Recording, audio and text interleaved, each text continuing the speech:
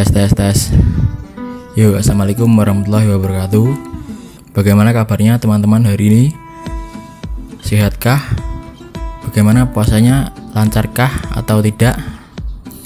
Kami dari kelompok 6 akan menyampaikan materi tentang gizi buruk. Sebelum kita masuk penjelasan, alangkah baiknya kita atau saya mengenalkan anggota dari kelompok 6. Seperti pepatah bilang, tak kenal maka tak sayang. Oke. Yang pertama yaitu Fitria Radatul Sholihah. Yang kedua Hamidatul Afifah. Yang ketiga Maikusuma Ningrum. Yang keempat Taufik Hidayat Pratama, saya sendiri. Yang kelima yaitu Wanda Nur Hamidah. Dari teman-teman mungkin sudah banyak yang tahu ya apa itu gizi buruk, apa penyebabnya dan solusinya bagaimana sih. Tapi jika dari teman-teman belum mengetahui apa itu gizi buruk dan penyebabnya dan solusinya bagaimana, ikuti terus video ini ya. Mungkin materi ini bisa menjadi sedikit ilmu yang bermanfaat. Sedikit-sedikit lama-lama menjadi bukit. Oke. Masuki penjelasan yang pertama yaitu apa itu gizi buruk. Gizi buruk adalah atau malnutrisi, kondisi serius yang terjadi ketika asupan makanan seseorang tidak sesuai dengan jumlah nutrisi yang dibutuhkan. Jadi kondisi nutrisi yang dibutuhkan seorang itu tidak cukup. Misal ada orang yang makannya mie kayak anak kos misalnya, makanya mie terus, itu kan tidak cukup kan untuk kebutuhan nutrisinya. Dan nutrisi yang didapatkan bisa terlalu sedikit atau terlalu banyak. Jadi jangan sampai kelebihannya teman-teman. Kondisi ini dapat menyebabkan banyak masalah kesehatan seperti stunting, gangguan mata, diabetes, dan penyakit jantung. Menurut data riset kesehatan dasar 2015, jumlah balita dengan gizi buruk di Indonesia adalah sebanyak 3,9% dan gizi kurang adalah 13,8%. Gejala gizi buruk dapat berupa rasa lelah, pusing, dan penurunan berat badan. Gizi buruk juga dapat tidak bergejala. Untuk mengetahui lebih lanjut penyebabnya, alangkah baiknya diperiksakan ke dokter dengan tes darah atau penilaian nutrisi.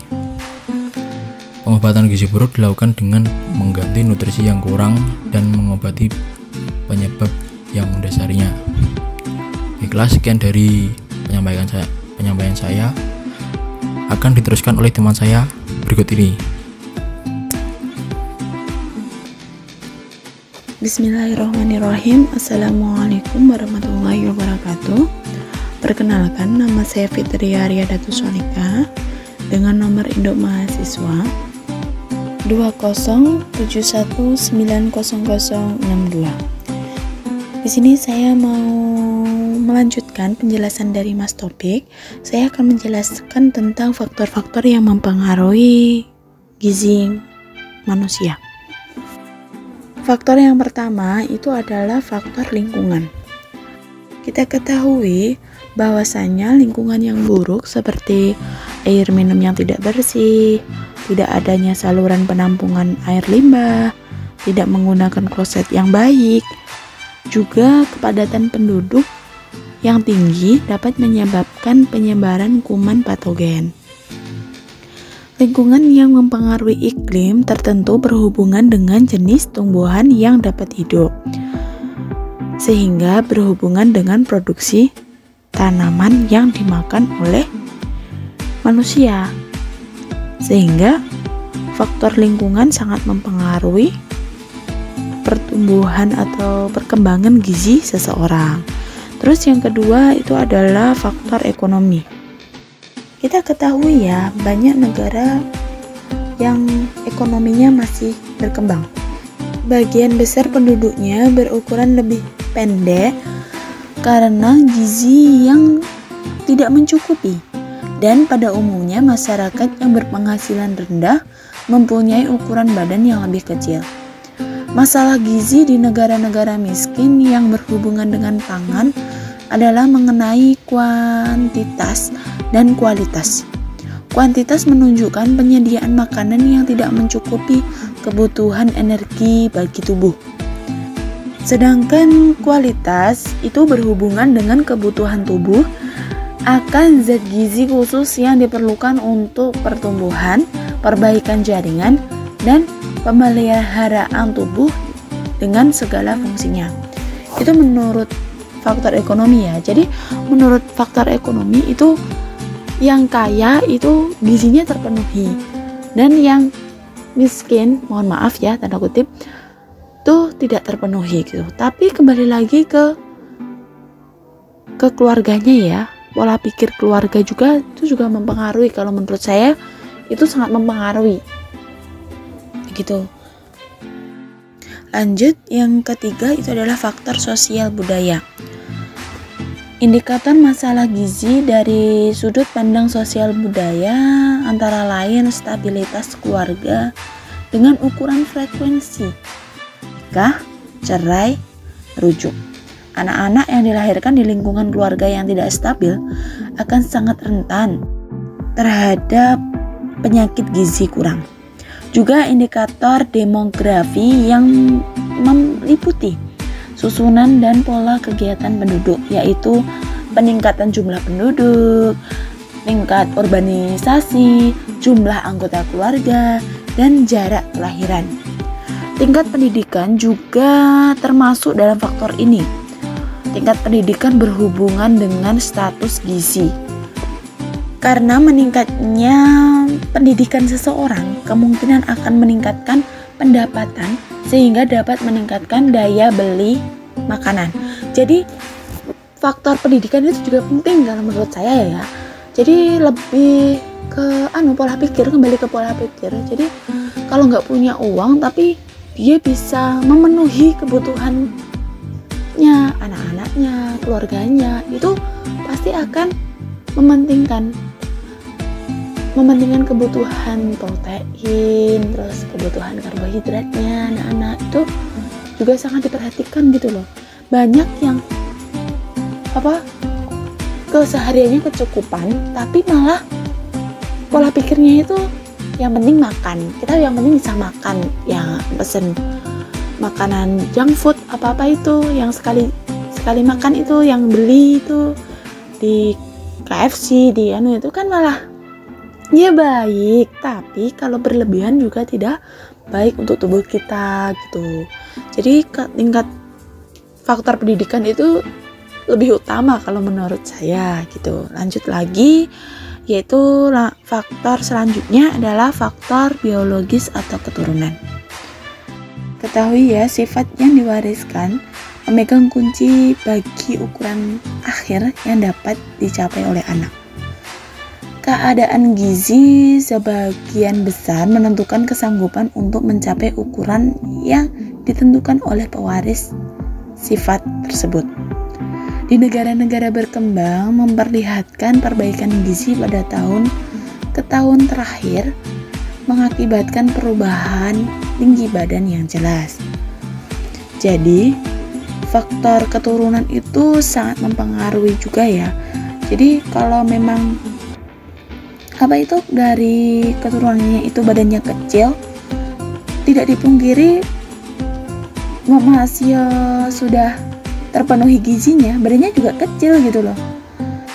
Tapi itu bukan jadi patokan ya, jadi patokan bahwa badan kecil, badan besar itu dikatakan gizi buruk gitu. Dan yang terakhir itu faktor religi. Religi atau kepercayaan juga berperan dalam status gizi manusia dalam masyarakat. Contohnya seperti tabu mengonsumsi makanan tertentu oleh kelompok umur tertentu, yang sebenarnya makanan tersebut justru bergizi dan dibutuhkan oleh kelompok umur tersebut. Seperti ibu hamil yang tabu mengonsumsi ikan. Itu kan seharusnya malah ibu hamil itu disarankan untuk mengonsumsi ikan, dikarenakan ya banyak mengandung protein yang dibutuhkan calon bayi juga ya. Jadi masih banyak masyarakat di Indonesia ya khususnya itu masih percaya kayak faktor religi, terus faktor adat istiadat itu ya, itu kepercayaan lah yang malah bertolak belakang dengan ilmu sains atau ilmu kedokteran ya, itu saling bertabrakan gitu. Tapi tergantung individunya masing-masing ya, percaya atau tidaknya. Sekian penjelasan dari saya. Apa ada kurang lebihnya saya mohon maaf dan akan dilanjutkan oleh rekan saya. Dari saya terima kasih. Wassalamualaikum warahmatullahi wabarakatuh. Assalamualaikum warahmatullahi wabarakatuh. Perkenalkan, nama saya Wanda Nurhamidah, NIM 207190084. Di sini saya akan melanjutkan penjelasan dari teman saya, yaitu di sini saya akan membahas tentang dampak gizi buruk serta cara mengatasi dan mencegah gizi buruk. Selanjutnya yaitu dampak gizi buruk. Dampak gizi buruk yang pertama adalah badan kurus dan pendek. Gizi buruk akan berdampak pada tumbuh kembang yang tidak sempurna. Tubuh anak-anak akan terhambat, bahkan bisa menyebabkan terhentinya pertumbuhan sebelum waktunya. Tubuh anak bisa menjadi pendek atau disebut stunting, dan kurus disebut wasting. Selanjutnya yang kedua adalah resiko terkena penyakit infeksi. Dampak gizi buruk lainnya yang dapat dialami anak-anak adalah resiko terkena penyakit infeksi. Penyakit infeksi ini terjadi karena sistem kekebalan tubuh yang rentan terhadap penyakit karena kekurangan nutrisi dalam tubuh. Kekurangan nutrisi pada tubuh juga akan membuat fungsi organ tubuh terganggu.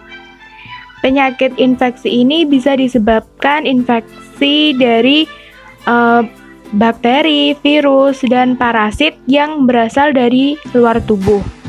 Contoh penyakit infeksi ini ada tuberkulosis, pneumonia, difteri, infeksi saluran kemih, dan penyakit infeksi lainnya. Dampak gizi buruk yang ketiga adalah kecerdasan berkurang. Anak-anak yang menderita gizi buruk sejak bayi mengalami penurunan kecerdasan. Bahkan 65% dari anak-anak yang menderita malnutrisi atau gizi buruk memiliki IQ di bawah 90. Hal ini disebabkan pembentukan jaringan otak tidak sempurna akibat kurang nutrisi. Dan dampak gizi buruk yang keempat adalah kematian. Dampak terburuk dari kondisi gizi buruk adalah kematian. Anak-anak yang memiliki kondisi pertumbuhan yang tidak sempurna seperti tubuh yang pendek mempunyai resiko meninggal 4 kali lebih besar dibandingkan anak yang sehat. Selanjutnya yaitu cara mengatasi dan mencegah gizi buruk. Secara garis besar, setiap negara bertanggung jawab dalam memenuhi kecukupan gizi penduduknya, terutama balita dan anak-anak. Di Indonesia, upaya perbaikan gizi untuk perseorangan maupun masyarakat dilakukan melalui beberapa program, antara lain yaitu yang pertama, perbaikan pola konsumsi makanan, yang kedua, perbaikan perilaku sadar gizi, dan yang ketiga, peningkatan akses dan mutu pelayanan. Pada pasien yang mengalami gizi buruk, tentu dibutuhkan penanganan dan perawatan dalam waktu yang tidak sebentar. Dokter akan menganjurkan pemberian asupan kalori melalui makanan kecil atau bisa juga menambahkan suplemen protein cair jika memiliki masalah dalam mencerna makanan. Cara untuk mencegah gizi buruk adalah mengkonsumsi makanan dengan gizi seimbang. Mulai dari konsumsi buah dan sayur, juga roti, nasi, atau kentang sebagai sumber karbohidrat. Kemudian konsumsi sumber protein secara teratur seperti susu dan produk olahan susu, daging, ikan, telur, dan kacang-kacangan. Selanjutnya, untuk pengobatan gizi buruk pada anak tergantung pada kesehatan dan tingkat malnutrisi yang diderita. Penderita gizi buruk membutuhkan asupan nutrisi berupa protein dan kalori yang mencukupi. Akan tetapi, pemberian nutrisi pada anak harus dilakukan secara bertahap. Di tahap awal, anak-anak yang mengalami gizi buruk harus diberi asupan kalori yang berguna untuk memenuhi kebutuhan energinya. Setelah kebutuhan kalori terpenuhi, asupan protein dapat diberikan. Beri makanan yang mengandung kalori dan protein melalui camilan. Minuman yang diberikan juga harus mengandung kalori dengan kadar yang tinggi. Ketika memberikan makanan yang mengandung protein kepada anak, berikan protein dari kadar yang paling rendah secara bertahap. Kemudian naikkan kadar protein perlahan agar saluran pencernaan anak tidak terkejut dengan makanan mengandung asupan protein dan kalori yang tinggi. Namun, pastikan ketika melakukan perawatan tetap berkonsultasi dengan dokter untuk menjaga dan mengontrol keadaan anak yang mengalami gizi buruk. Gizi buruk pada anak memiliki dampak yang cukup mengkhawatirkan bagi tumbuh kembang anak. Sekian materi dari saya, bila masih banyak kekurangannya dan salah kata saya mohon maaf, dan materi selanjutnya akan dilanjutkan oleh teman saya. Masalah gizi di Indonesia dikelompokkan jadi 3, yaitu yang pertama, masalah gizi yang secara public health sudah terkendali. Yang kedua, masalah gizi yang belum dapat diselesaikan. Dan yang ketiga yaitu masalah gizi yang sudah meningkat dan mengancam kesehatan masyarakat. Masalah gizi yang sudah dapat dikendalikan yaitu seperti kekurangan vitamin A pada anak balita, gangguan akibat kurang iodium, dan anemia gizi pada anak 2-5 tahun. Pada penanggulangan masalah kurangan vitamin A atau KVA pada anak balita sudah dilaksanakan secara intensif sejak tahun 1970-an melalui distribusi kapsul vitamin A setiap 6 bulan dan peningkatan promosi konsumsi makanan sumber vitamin A.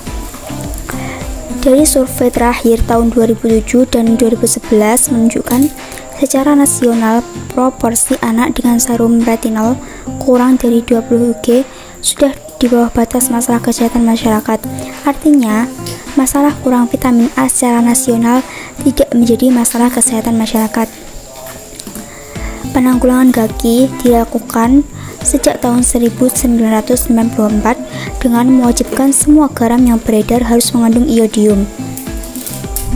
Data status iodium pada anak sekolah sebagai indikator gangguan akibat kurang iodium selama 10 tahun terakhir menunjukkan hasil yang konsisten.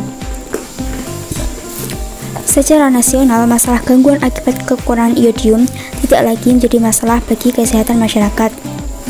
Nah, selanjutnya masalah gizi ketiga yang sudah bisa dikendalikan yaitu anemia gizi pada anak 2-5 tahun.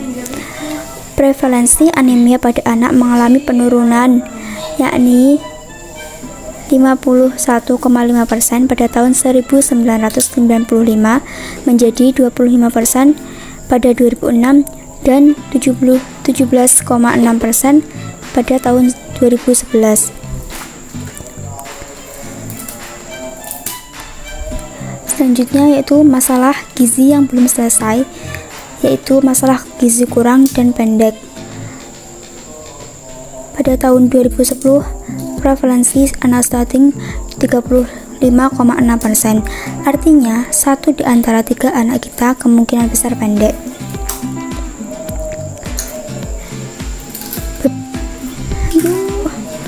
Kasuan dodol kopi. Tidak mati.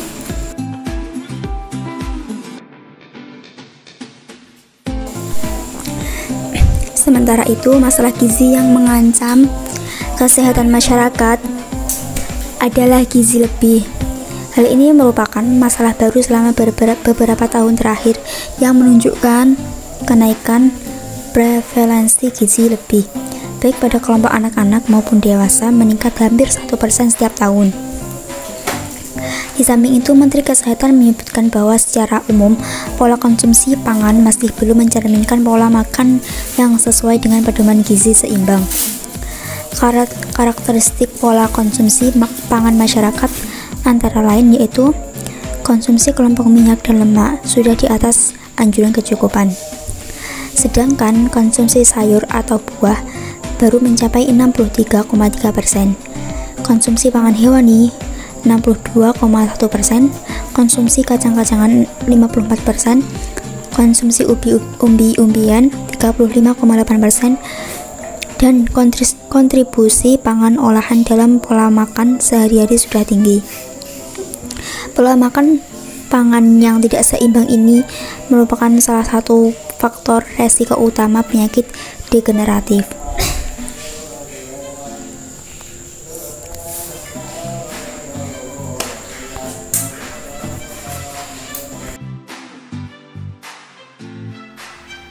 Gizi buruk di masa pandemi COVID-19.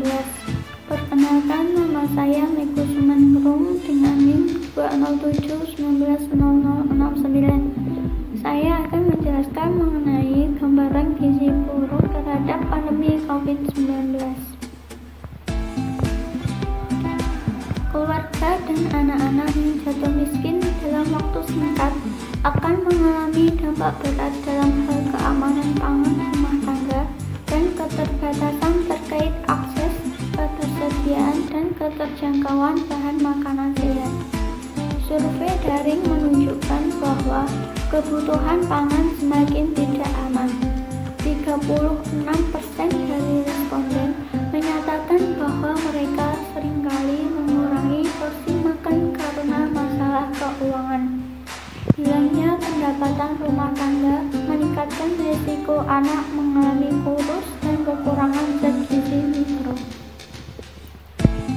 Gizi buruk merupakan salah satu bentuk kekurangan gizi yang membahayakan. Risiko kematian pada anak dengan kondisi tersebut nyaris 12 kali lipat lebih tinggi daripada risiko kematian pada anak dengan gizi baik. Anak-anak yang pulih dari gizi buruk mungkin akan terus mengalami masalah perkembangan dan pertumbuhan selama hidupnya. Lebih jauh, berbagai upaya untuk menekan infeksi COVID-19 dapat mempersulit identifikasi dan pemberian perawatan serta layanan penting bagi anak-anak yang mengalami gizi buruk. Di masa pandemi COVID-19, banyak keluarga yang kehilangan pendapatan rumah tangga sehingga menjadi kurang mampu membeli makanan sehat dan bergizi. Karena hal tersebut, kebutuhan akan asupan yang bergizi pun tidak terpenuhi, yang pada akhirnya dapat menyebabkan masalah gizi buruk. Selain itu, fasilitas kesehatan dan pasokan makanan yang terganggu juga dapat menyebabkan peningkatan tajam kasus gizi buruk di Indonesia. Berikut adalah beberapa web media yang membahas mengenai masalah gizi buruk pada masa pandemi COVID-19, dan rata-rata terjadi peningkatan kasus gizi buruk pada masa pandemi COVID-19. Berdasarkan www.unicef.org, UNICEF menyebut bahwa imbas COVID-19 dapat berdampak pada masalah gizi anak di seluruh Indonesia. Faktornya pun beragam, mulai dari rantai pasokan makanan yang terganggu hingga beban ekonomi yang membuat anak-anak kekurangan asupan nutrisi penting. Sebelum COVID-19, Indonesia sudah menghadapi masalah gizi yang tinggi. Saat ini, lebih dari 2 juta anak menderita gizi buruk hingga 7 balita mengalami stunting. Dengan tidak adanya tindakan yang tepat waktu, Jumlah anak yang mengalami wasting atau kekurangan gizi akut di bawah 5 tahun dapat meningkat secara global sekitar 15% tahun ini karena COVID-19. Ini berarti ada peningkatan risiko wasting, suatu kondisi yang ditandai dengan berat badan rendah jika dibandingkan dengan tinggi badan. Juga di Indonesia banyak keluarga yang kehilangan pendapatan rumah tangga sehingga menjadi kurang mampu membeli makanan sehat dan bergizi untuk anak-anak mereka. Dampak gizi buruk saat pandemi COVID-19 yaitu yang pertama, menurunnya daya tahan tubuh sehingga tubuh menjadi rentan terserang penyakit, menurunkan tingkat produktivitas, meningkatkan risiko penularan COVID-19, serta menghambat penanganan. Cara mengatasi dan pencegahan yaitu yang pertama, dilakukan penyuluhan akan pentingnya gizi dan bagaimana cara untuk memenuhi kebutuhan gizi. Yang kedua, pemberian bantuan berupa sembako maupun suplemen atau juga uang tunai untuk masyarakat yang tidak mampu memenuhi kebutuhan gizinya. Yang ketiga, dilakukan pengawasan oleh tenaga kesehatan terdekat agar dapat mendeteksi kasus gizi buruk dan memberikan penanganan lebih cepat. Berikut adalah rangkuman terkait pencegahan gizi buruk dalam pandemi COVID-19. Bagaimana mencegahnya? Yang pertama yaitu pemberian ASI eksklusif 6 bulan, diteruskan empasi dan ASI sampai 2 tahun. Gizi seimbang, selalu mencuci tangan dengan sabun dan air mengalir, imunisasi dasar lengkap, rutin pantau pertumbuhan dan perkembangan, serta lapor ke kader atau tenaga kesehatan bila terjadi masalah gizi dan kesehatan pada balita.